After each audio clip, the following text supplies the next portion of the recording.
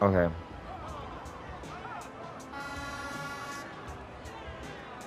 I want to talk about the mix-up potential um, that is there prior to the mix-up that you're forcing, and how you can manipulate the before and after and kind of make the mix-up really cool, and how the timing is awesome, right? This is partially inspired by friends of mine in the DFW that play Law. Shout out to Yuzu, shout out to Darth Theory.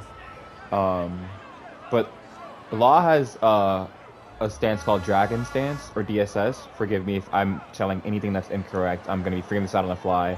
I just want to talk about it. But he also has a plus frame move called Dragon Hammer. And he has a slide, which he can do out of full crouch. And so there's a mix-up where you'll see Law players do this into while saying 4. Because you can't really interrupt this or sidestep this. But yeah, that's really good because normally you can't step this situation, right? So it forces you to take a mix-up. He's +6 after, +16 after that. So oftentimes you'll run into a situation where you're like, dang, I gotta hold all of this, you know? I gotta hold this mix into that mix-up, and then it's even scarier because they have slide out of it like that. But the crazy part about it is, before he even gets to this part you can't step, he can still throw out slide from full crouch. Like that. And so just like that, you created this situation where it's like, wow, what can I do here if I'm just gonna get mixed and I can't block and I don't know the answer out or whatever. This is what we call active defense. If your opponent is mixing you up to no end, stop letting them run up on you. You know, make it super hard for them. Throw out buttons and preemptively sidestep so that way it's hard for them to get up, you know, just run up on you. Start your mix up. This is where you just really I don't even know, man, just limit the chances they get to just run up on you, you know? Don't just let them run up and hit you with 15,000 plus frame moves and try and guess the mix-up on the fly. If you're in rank and you don't know the mix-up you're getting mixed with, there's a good chance you won't know the mix-up until after you've already lost to it. So just try and take away the mix-up if you can help it. Yeah, preemptive sidestep's really good. Before they can run up on you, sidestep before you think they're going to create this situation that you can't really deal with. But then vice versa. That's what they'll do to try and avoid the situation. But if you know they're trying to jab you out of this move or any move you're trying to create, that's where you start going for lows or whatever. Or go for options that are going to track the options that are trying to stop you in your tracks, you know? So that's why it's just good to kind of, if you're creating a mix-up, you want to keep an eye out for like what stops the mix-up or what your opponent is specifically trying to do to stop the mix-up. So you can wait a little while, wait for the initial mix-up, and then you can, I think, step it. Yeah. You actually get more options to step or whatever. But that's if they decide to, you know, do that or whatever. Yeah. They get like all this cool stuff, right? Off of this wall spinning forward. Like that. And so this is a mix-up situation you don't really want to be in because it, you know, it forces you to either take the mix or forces you to react to find the way out of it.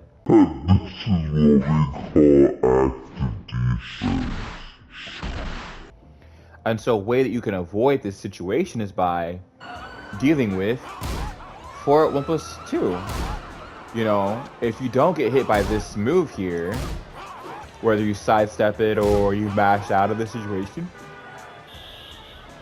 you won't get hit with the mix-up.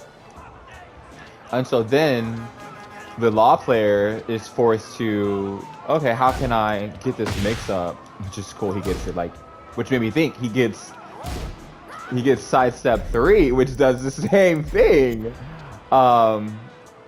Sidestep 3 into, like, I think it's a slightly different because he goes in DSS out of sidestep 3, and he can cancel into while saying 4 if you're cold or whatever. And it can kind of create the same situation, but it's, I don't know if it's scarier, but I was just thinking of he has other ways you can create the mix-up. But long story short, when you're being put in a situation where you're forced to take a mix-up and you don't know the way out of the mix-up, you then would deal with the situation that's creating this situation. So you want to deal with what's putting you in this blender. Whether it's like you get hit with this combo and you get put in this weird Ogi situation, or you get hit with this plus frame move and it's a weird situation you want to deal with. You just want to not get put in that situation as much as possible. So you can do like stuff like keep out, you know, I don't want you to get any close to me at all, like stay away from me, you know. You can do your armor, you know, what have you, whatever you, I don't know what it is. I'm not gonna get it. I know it's dragon, there it is. It's dragon cannon or whatever. But yeah, you just don't want to get put in that situation, you know. So you turtle or you keep out or you do pokey lows. You don't want to, you know, do what you can to avoid them from creating this situation. Sometimes it's out of your control. But when it's out of your control, like let's say for instance, please bear with me while I try to do this. But let's say you get launched, you get taken to the corner. What do you do with all that? Then you get up, bam, mix up, all over again. So when you get put in a situation where you can't control, you know, it's already out of your control or whatever, that's when you want to just really you don't want to rush it, you know. If it's happened to you a couple of times, you kind of want to just see like what makes what they are trying to do to you. So we broke it down a little bit earlier, but first move, plus frames. Second move, frame trap. From there, you're kind of free to do whatever.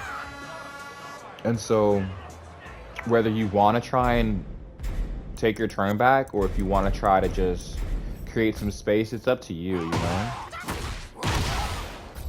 You don't have to immediately take your turn back. You can just get some space, get some bearings, like try to take control of the situation.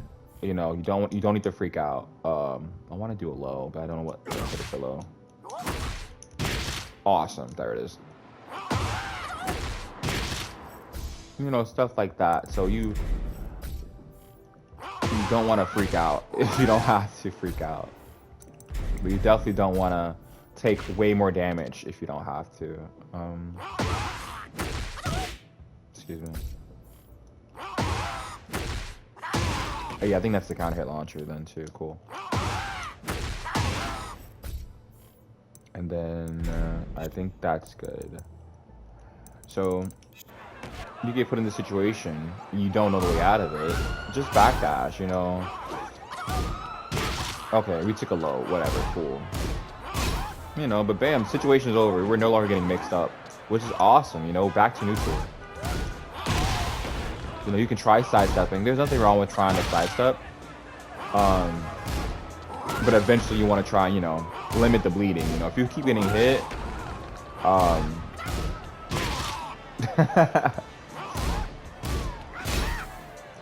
yeah, you catch on to what's hitting you, you know? Like if I'm backdashing and I don't get hit with anything, okay, he's doing lows now because I'm not getting hit with the mids.